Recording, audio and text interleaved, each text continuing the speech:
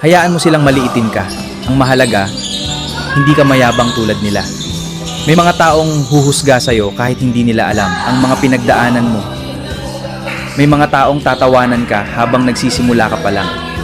Pero huwag mong hayaan na sirain ng mga salita nila ang tiwala mo sa sarili mo.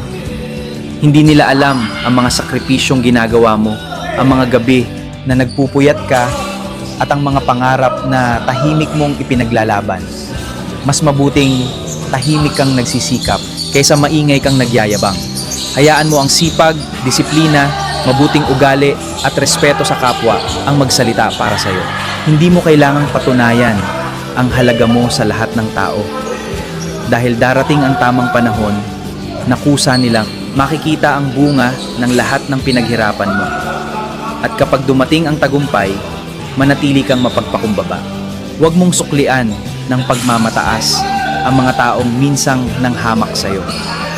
Dahil ang tunay na malakas ay marunong magpatawad at ang tunay na matagumpay ay hindi kailangang manghamak ng iba para maramdaman ang sarili niyang halaga.